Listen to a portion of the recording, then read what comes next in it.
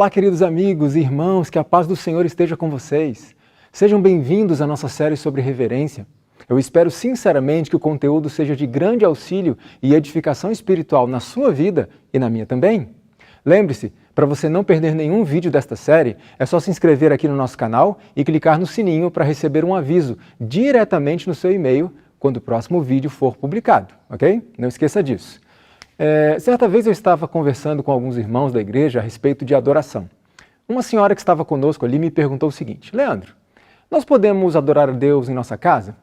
Eu respondi prontamente: sim, irmã, não apenas podemos adorar, mas devemos adorar a Deus em nossa casa. Ela então questionou: mas se posso e até devo adorar a Deus em minha casa, por que preciso ir para a igreja? Essa é uma excelente pergunta. Por que preciso ir à igreja? Nesse período de pandemia, com nossas igrejas fechadas, muitos de nós ficamos angustiados, ansiosos para que essa situação passasse logo e pudéssemos novamente nos reunir com os irmãos na igreja. Porém, muitos de nós também nos sentimos bastante confortáveis nos nossos sofás de casa, assistindo aos cultos pela internet, assistindo lives, interagindo com os irmãos no conforto dos nossos lares. E tudo isso é muito bom e útil nessa situação emergencial. Porém, dói-me o coração em pensar que muitos não voltarão mais a se reunir na igreja. E estes podem questionar a mesma coisa que essa irmã questionou. Eu posso adorar a Deus em casa, para que ir à igreja? Esta é a pergunta que devemos fazer para nós mesmos todos os dias antes de decidirmos sair de casa para ir à igreja. Por que razão estou indo? O que a igreja representa para mim? Qual foi o propósito de Deus a estabelecer um local como este? A Bíblia responde: e me farão um santuário e habitarei no meio deles. O Senhor nos disse que a igreja, o templo, seria um símbolo terrestre de sua habitação com seu povo. Por isso chamamos a igreja de a casa de Deus. É claro que o Senhor deseja nos visitar diariamente no nosso lar, pois nós também somos considerados templos para a habitação do Senhor. Porém, a igreja é o lugar onde nós vamos visitar o Senhor em sua casa e juntos render a Ele nosso culto, nossa adoração, por tudo que Ele faz e, acima de tudo, por tudo que Ele é. Da santidade atribuída ao santuário terrestre, os cristãos devem aprender como considerar o lugar onde o Senhor se propõe a encontrar-se com seu povo. Deve haver solene e respeitoso temor sobre os adoradores ao entrarem no santuário. É um lugar em que Deus manifesta sua presença. É como se fosse a sala de audiência do grande e eterno Deus. Portanto, o templo é a casa do Senhor, onde Ele vem para ter um encontro coletivo com seus filhos, para receber deles a adoração e para abençoá-los com seus ensinos e sua presença. Eu te pergunto, você tem amigos a quem ama muito? Você gosta de ir à casa desses amigos para visitá-los? Você que não mora com seus pais gosta de ir à casa deles para visitá-los? Eu gosto muito. Portanto, se consideramos o templo a casa do nosso amigo, a casa do nosso Pai Celestial, não será para nós uma questão de ser necessário ou não irmos até lá. Será uma questão de prazer. Se amo a Deus, certamente terei prazer em ir à sua casa. Se amo meus irmãos, certamente terei prazer em estar com eles na casa do Senhor para adorá-lo. Não há maior alegria para aqueles que amam a Deus do que ir à sua casa. Por isso o salmista escreveu: alegrei-me quando me disseram, vamos à casa do Senhor. Querido amigo, se você não tem prazer de ir à igreja, se você não tem prazer de estar na igreja, pode haver várias razões para isso, mas uma delas pode ser porque Deus não é um amigo, não é um pai para você. E, portanto, talvez a casa de Deus não represente nada em sua vida. Por esta razão, é muito importante que tenhamos bem definida essa questão. Por que eu vou à igreja? Eu vou à igreja para assistir a um culto? Ou eu vou à igreja para oferecer um culto? Eu vou à igreja para encontrar pessoas, amigos, familiares, um pregador, um cantor famoso? Ou eu vou à igreja para encontrar a Deus? É ótimo assistir a um culto bem organizado, um culto interessante, atrativo, com pregação consistente, música de qualidade. Mas devo lembrar que o culto não é para mim. Portanto, não é a mim que o culto tem que agradar. É ótimo encontrar os amigos na igreja e não há nada de mal nisso. Mas os amigos não podem ser a razão para eu ir à igreja. Devo ter consciência de que estou indo para oferecer minha adoração ao Senhor, junto com os amigos. Veja, se meu objetivo ao ir à igreja é assistir a um culto, então o culto terá que agradar a mim, porque eu estou indo assistir. Se não agradar, vou embora. Se meu objetivo é ir à igreja e encontrar os amigos, então quando os amigos não estiverem lá, quando os amigos forem para outros lugares, que razão terei para ir à igreja? Mas quando compreendo que a igreja é o lugar onde vou encontrar o Criador e oferecer meu culto a Ele, Naturalmente entendo que o culto deve ser para agradar a Ele, mesmo que não agrade a mim. Em resumo, podemos e devemos encontrar e adorar ao Senhor individual e diariamente em nossos lares. Mas Deus tem um propósito especial ao escolher um lugar para se encontrar com seu povo reunido. E aqueles que amam ao Senhor terão prazer em estar na sua casa. E qual é o propósito de irmos à igreja? Oferecer a Deus o nosso culto, adorar ao Senhor com os nossos queridos.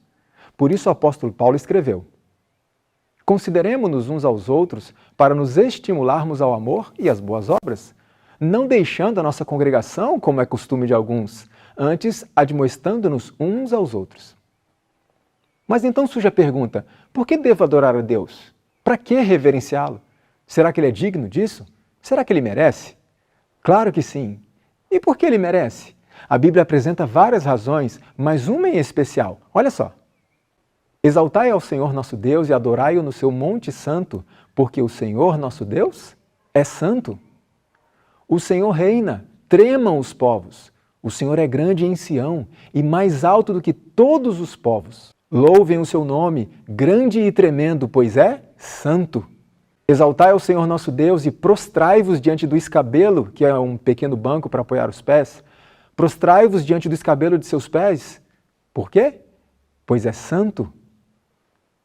Deus é santo, puro, perfeito, eterno. Na verdade, Deus é santíssimo. Adoramos a Deus pelo que Ele faz, mas acima de tudo pelo que Ele é. E tudo que se refere a Ele deve ser tratado com o máximo cuidado, com o máximo temor, com a máxima reverência. O profeta Isaías teve uma visão da glória e da santidade de Deus. Veja como foi. Eu vi também ao Senhor assentado sobre um alto e sublime trono. Serafins estavam por cima dele e clamavam uns aos outros dizendo: Santo, Santo, Santo é o Senhor dos exércitos. E diante dessa visão, qual foi a reação de Isaías? Então disse eu: ai de mim, pois estou perdido, porque sou um homem de lábios impuros e habito no meio de um povo de impuros lábios. Os meus olhos viram um rei, o Senhor dos exércitos. A reação de Isaías foi: ai de mim, coitado de mim, estou perdido. Isaías sentiu um profundo temor, o que o levou a agir com o máximo respeito, com uma profunda reverência diante do Senhor. Ai de mim, disse ele, sou um pecador miserável, impuro, diante de um Deus santíssimo. O profeta Naum usa uma linguagem poética intensa para expressar a reação da criatura diante do Criador.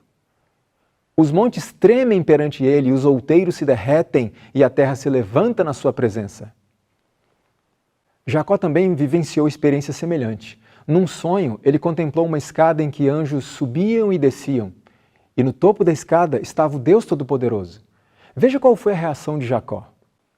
Acordando, pois, Jacó do seu sono, disse: na verdade, o Senhor está neste lugar, e eu não sabia. E temeu e disse: quão terrível é este lugar. Em outra versão bíblica, diz: quão temível é este lugar. Este não é outro lugar senão a casa de Deus, e esta é a porta dos céus. Jacó não teve medo, mas temor, um profundo senso da grandiosidade e da santidade de Deus, que o levou a agir com respeito, com reverência. Ele estava dentro de um templo? Não. Mesmo assim ele disse: quão honrado, quão respeitável este lugar, simplesmente porque Deus se manifestara ali. Uma importante lição que esta experiência de Jacó e a de outros personagens bíblicos nos traz é que não importa o lugar onde estamos, se convocamos a presença de Deus entre nós, devemos agir com a máxima reverência. Não importa se estamos no templo, num bosque, num parque, num salão, num ginásio de esportes ou num local de acampamentos. Se a presença de Deus é invocada por meio de orações, canções e da pregação da palavra, devemos manter a compostura, a reverência, pois este lugar se torna temível, se torna a habitação de Deus. A verdadeira reverência para com Deus é inspirada por uma intuição de sua infinita grandeza e consciência de sua presença, não importa onde estejamos. Moisés teve 3 experiências marcantes com a glória e a santidade de Deus. Na primeira, enquanto apacentava as ovelhas de seu sogro, Jetro, ele viu uma sarça, uma espécie de arbusto, que queimava, mas não se consumia. Aproximando-se para ver o que estava acontecendo, Moisés ouviu a voz de Deus dizendo: Moisés, Moisés, não te chegues para cá, tira as sandálias dos pés, porque o lugar em que estás é terra santa. Mais uma vez encontramos a mesma lição para nós. Moisés estava no templo? Não, ele estava no deserto, estava ao ar livre. Mas a presença de Deus manifestada ali tornou o lugar santo? E qual foi a reação de Moisés? E Moisés encobriu o seu rosto porque temeu olhar para Deus. A atitude de Moisés foi a mesma de Isaías, de Jacó e de tantos outros: temor, respeito, reverência. A segunda experiência marcante na vida de Moisés aconteceu no Monte Sinai. Veja o que aconteceu ali. Houve trovões e relâmpagos sobre o monte e uma espessa nuvem e um sonido de buzina muito forte, de maneira que estremeceu todo o povo que estava no arraial. E Moisés levou o povo fora do arraial ao encontro de Deus. E todo o Monte Sinai fumegava, porque o Senhor descera sobre ele em fogo, e todo o monte tremia grandemente. E disse o Senhor a Moisés: desce, adverte ao povo que não traspasse o termo para ver o Senhor, para que muitos deles não pereçam. E também os sacerdotes que se chegam ao Senhor se hão de santificar, para que o Senhor não se lance sobre eles. Imagine a cena, irmãos. O Monte Sinai tremendo, fumegando, trovões, relâmpagos, a glória de Deus se manifestando visivelmente lá no alto. Qual seria a nossa reação diante desta cena tão impressionante? Você poderia dizer: olha, eu ficaria em total silêncio, com o máximo temor, manteria um profundo respeito e reverência nessa hora. Então eu pergunto, mas não é o mesmo Deus que se manifesta na igreja hoje? E qual tem sido a nossa reação diante da presença do Senhor na igreja? Numa terceira ocasião, Moisés, um homem que desenvolveu um profundo companheirismo com Deus, faz um pedido a ele: Senhor, me mostre a tua glória. Alguns poderiam considerar esse pedido uma atitude de curiosidade ou arrogância de Moisés. Mas esse pedido partiu não de um coração curioso, muito menos arrogante, mas de um coração que desejava conhecer mais profundamente a Deus. É como se Moisés estivesse dizendo assim: Senhor, me deixa conhecê-lo mais de perto. E o Senhor respondeu a ele. Veja o que Deus disse: não poderás ver a minha face, porquanto homem nenhum verá a minha face e viverá. Eis aqui um lugar junto a mim. Aqui te porás sobre a penha, que é uma espécie de rocha. E acontecerá que, quando a minha glória passar, pôr-te-ei numa fenda da penha e te cobrirei com a minha mão até que eu haja passado. E havendo eu tirado a minha mão, me verás pelas costas. Que impressionante, irmãos! Deus permitiu que Moisés visse um pouquinho da sua glória. Veja o que Ellen White comenta a respeito disso. A glória de Deus desvendada, homem algum neste estado mortal poderá ver e viver. Mas a Moisés assegurou-se que ele veria tanto quanto poderia suportar da glória divina. Que glória é essa? Que santidade é essa que o ser humano não pode suportar? Para a qual o ser humano não pode olhar e permanecer vivo? E esse é o mesmo Deus com quem vamos nos encontrar no templo. Por isso precisamos fazer urgentemente uma autoanálise de qual tem sido o nosso comportamento diante desse Deus grandioso, poderoso, santo. Veja qual foi o resultado de Moisés olhar apenas uma pequena parte da glória do Senhor. Moisés não sabia que a pele do seu rosto resplandecia depois que Deus falara com ele. Temor e reverência diante da presença de Deus também são manifestados pelos próprios seres celestiais. Observe uma coisa, os anjos celestiais são seres puros, perfeitos, sem pecado, e mesmo assim, veja qual é a atitude deles na presença de Deus. Os anjos velam, ou seja, cobrem o rosto em sua presença. Os querubins e os santos serafins aproximam-se de seu trono com solene reverência. Quanto mais deveríamos nós, seres finitos e pecadores, apresentar-nos de modo reverente perante o Senhor, nosso Criador. Que lição para nós! Seres gloriosos, puros, perfeitos, sem pecado, aproximam-se de Deus com solene reverência, cobrem os seus rostos em sinal de profundo respeito pelo Criador. E nós, seres sem nenhuma glória, longe de qualquer perfeição, seres pecadores, mortais e miseráveis, como temos nos aproximado de Deus? Como temos nos comportado diante da sua presença, quando Ele vem se encontrar conosco em sua casa? Não estaremos sendo presunçosos demais em achar que podemos nos comportar de qualquer jeito na presença do Senhor? Não seria muito arriscado continuarmos com nossa conduta indiferente e irreverente?